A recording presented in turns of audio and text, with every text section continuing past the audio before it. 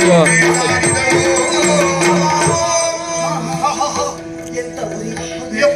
ಎಂತ ತಾಪ ಇದು, ಸಹಿಸಲಕ್ಕೆ ಅಸಾಧ್ಯವಾಗಿದೆ. ಸುತ್ತಲೂ ಮರ ಗಿಡಗಳೆಲ್ಲ ಕೆರಟಿ ಕಮಲಿ ಹೋಗಿದೆ.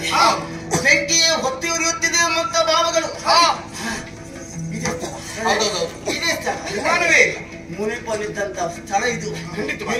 ತಂಪಾಗಿಸುವುದಕ್ಕಾಗಿ ರಭಸದಿಂದಲ್ಲ, ಮಂದಗತಿಯಲ್ಲಿ ಮಂದವಾಗಿ ಬೀಸುತ್ತೇನೆ. ಎಷ್ಟು ಬೇಕಾದ್ರೆ ಬೀಸಿ.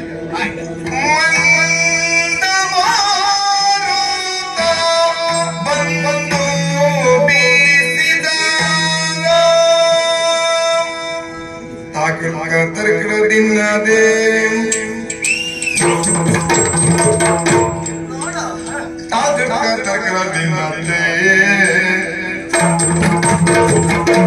ತರಕಡದಿನ್ನದೇ ತರಕಡದಿನ್ನದೇ ದಿಂದತ್ತ ದಿಂದತ್ತೆ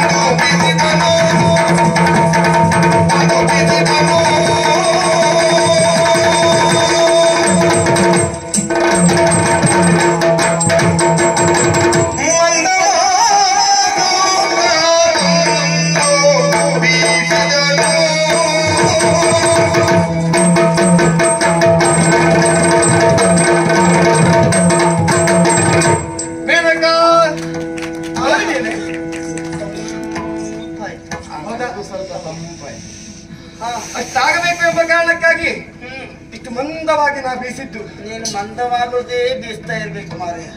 ಚಂಡಮಾರುತ ಬೇಡ, ಮಂದ ಮಾರುತವೇ ಅಲ್ವಾ?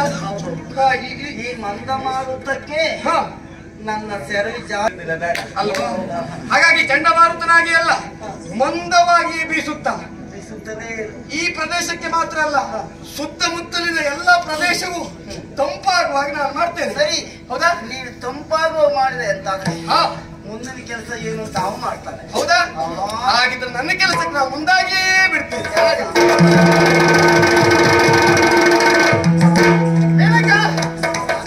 ತಿಳಿಯಾಯ್ತು ಅಲ್ವಾ? ತಿಳಿಯಾದ ವಾತಾವರಣಕ್ಕೊಂದು ಹದ ಕೊಡ್ಬೇಕಲ್ವಾ? ಸ್ವಲ್ಪ ಚಿಗುರ್ತಾ ಉಂಟು ಅಲ್ವಾ? ಇಂದ್ರನ ಕೃಪೆ ಆಯ್ತು, ವರುಣನ ಕೃಪೆ ಆಯ್ತು ಏನೋ ಅಲ್ವಾ? ಹೌದೌದು. ಚಿಗುರ್ತಾ ಉಂಟು. ಮತ್ತು ಉಲ್ಬಣ ಆಗ್ಬೇಕು ಅಂತಾದ್ರೆ ಇನ್ಯಾರು ಕೆಲಸ ಮಾಡು? ನಾನು ಮಾಡ್ಬೇಕು. ನೀನ? ಹೌದು.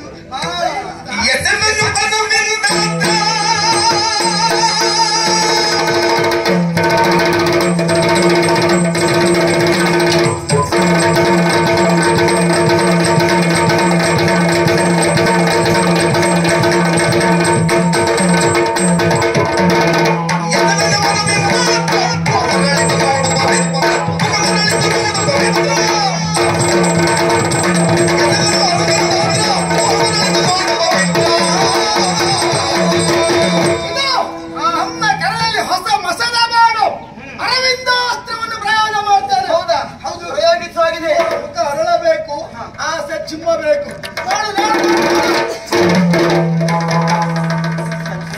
ಅಲ್ವಾ? ಮುಖ ನಿಧಾನ ಅರಳುತ್ತಾ ಉಂಟು. ನಮ್ಮ ಮಂದವಾಗಿ ಬೀಸಿದ ನಾನು ಇವನ ಮುಖವನ್ನು ಅರಳಿಸಿದೆ.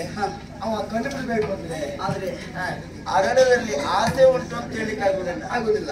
ಅರಳಿಕೆ ಒಂದು ರೀತಿ ಶುಷ್ಕ ಉಂಟಪ್ಪ ಅಲ್ವಾ? ಆಸೆ ಬೇಕು ತಾನೇ. ಕೊಡ್ತೇನೆ. ಯಾವ್ದುಂಟು?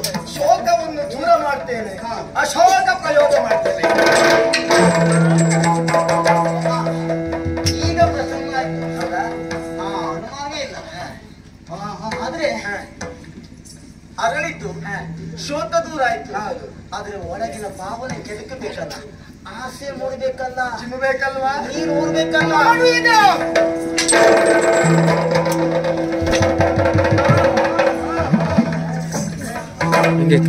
ಎಬ್ಸ ಬಿಡ್ತೇನೆ. ನಿನಗೆ ಎಂತ ಕೆಲಸ ಇರಬಾರ್ದು. ಸಮುದ್ರವೇ ಹಾಗೆ, ಅದು ತೂತ ಹಾಗೆ ನಾವು ಗೂಡಿ ಕಂಡಂಗೆ ನೋಡು ನೋಡಿ.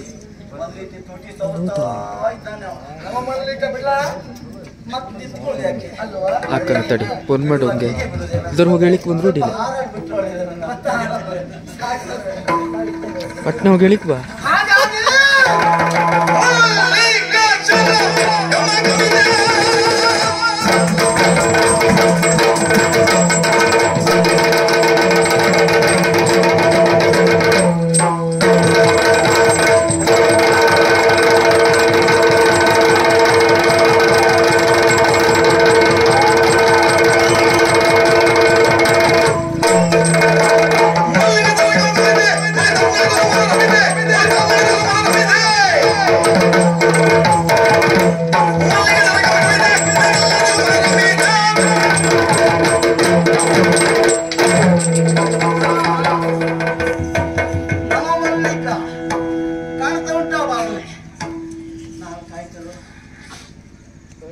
ನೀನ್ ಕೆಲಸ ಮಾಡಿದೆ ಅಷ್ಟು ಕೂಡ ಇನ್ನೊಬ್ಬರನ್ನೇ ದುಡಿಸಿ. ಕಳೆದು ಬಂದು ಮೊದಲೇ ಹೋಗೋರು ದುಡಿದು ಹೋಗ್ಬೇಕು. ಮೊದಲು ಬಂದು ಕಳೆದು ಹೋಗೋರು ದುಡಿತಾನೆ ಇರ್ತಾರೆ. ಹೌದಾ? ಹೌದು. ಈಗ ಸಾಕ